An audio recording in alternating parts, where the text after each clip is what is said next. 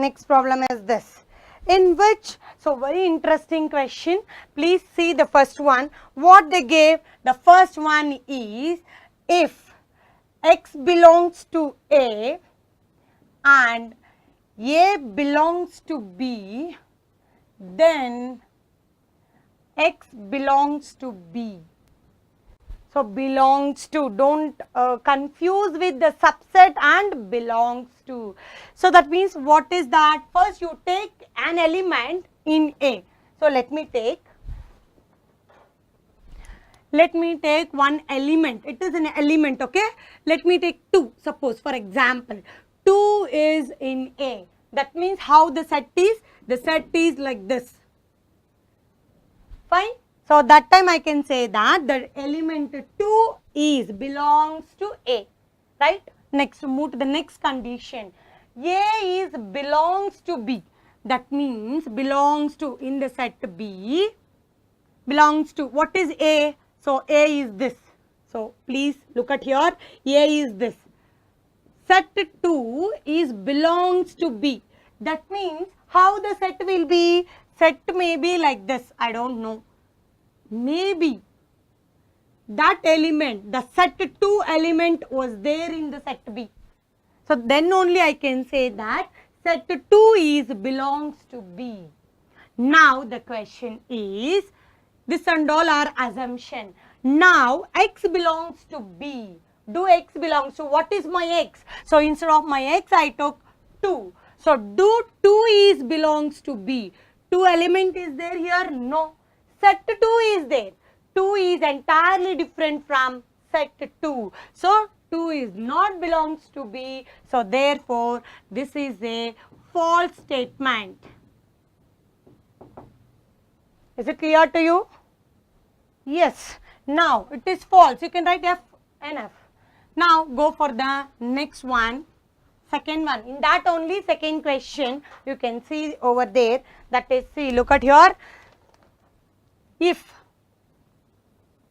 A is subset of B and x is not belongs to B, then x not belongs to A. So please understand what is the first condition given by them. A is a subset of B. So take one Venn diagram. So if we take one Venn diagram, we can easily understand. So what they gave, A is a subset of B. This is the universal set. Okay. Now x is not belongs to B. So here and all you are not supposed to take the x set. So let me take x over here. So now x is not belongs to B.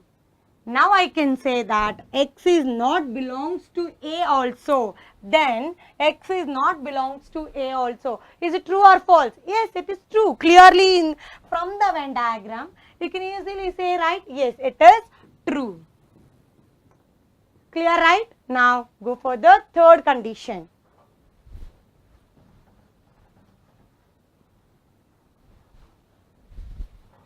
So this is also very important. Please understand. Don't get confused. If A is a subset of B and B belongs to C, then A belongs to C. Then A belongs to C. Please understand what is they gave. A is subset of B. So that means, let me take A is 2, which is satisfying this condition. Like that I have to take one set, 1, 2, right? Now I can say that from this I can say that A is a subset of B. A is a smaller set than set B. Next, move over here. B belongs to C. Belongs to. It is not the subset. Belongs to means these kind of elements should present in set C. So how I have to consider my C? These kind of elements, that is some 3, some 4 or 1, 2 also you can take, but 1, 2. Now only I can say that the set B is belongs to C, isn't it? This is set B. This is called B. Now B is belongs to C. Now the conclusion is, do A is belongs to C? What is A? The A is 2.